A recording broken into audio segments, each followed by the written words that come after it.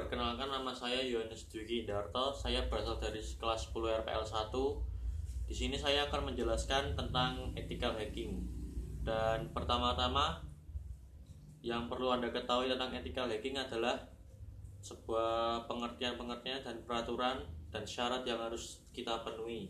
Tapi sebelum itu semua, saya akan memberitahu Anda beberapa jenis hacker yang ada di dalam dunia hackingan ini.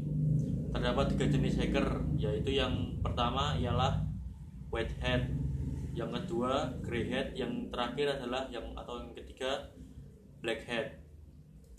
Dilansir dari situs Geek of Geek, ethical hacking adalah kegiatan peretasan yang dilakukan oleh white hat, atau yang sebelum itu semua saya akan menjelaskan pengertian dari masing-masing grey hat, white hat, dan black hat tersebut. Yang pertama adalah grey hat. Dia adalah hacker suruhan yang tergantung bayarannya tinggi atau tidak. Dia akan istilahnya nurut ke yang membayar dia, maupun itu hacking ilegal atau legal, dia akan melaksanakannya demi uang. Dan black hat, dia peretas jahat, dia meretas sistem jaringan dan membongkar privasi orang, serta dia akan melakukan segala cara untuk memenuhi kebutuhan pribadinya. Dan yang terakhir adalah white hat. White hat ialah hacker yang memenuhi syarat dan skill yang harus dimiliki oleh ethical hacking ini. White hat sendiri adalah hacker yang baik. Dia bekerja untuk pemerintahan atau melindungi privasi bersama. Lanjut, dilansir dari situs Geek of Geek, ethical hacking adalah kegiatan peretasan yang dilakukan untuk mencari kelemahan atau ancaman di sebuah komputer dan jaringan. Jadi mereka menemukan celah dan melaporkannya kepada manajemen IT, atau bisa disebut bug hunter. Untuk peraturannya sendiri, yang pertama adalah mendapatkan izin. Jelas, ketika melakukan ethical hacking, peraturan paling mendasar adalah mendapat izin dari manajemen. Jika tidak mendapat izin, maka kegiatan tersebut akan dianggap ilegal karena pada manajemen IT tidak mengetahui siapa yang ngecek celah keamanan tersebut. Nomor 2, melaporkan semua penemuan. Nah, ketika sudah mendapatkan kelemahan jaringan atau celah yang bisa kita laporkan, kita harus melaporkannya dengan detail dan seksama, tanpa dan ditutup-tutupi, karena itu untuk kepentingan bersama. Dan yang nomor 3, merahasiakan penemuan tersebut. Ketika kita mendapat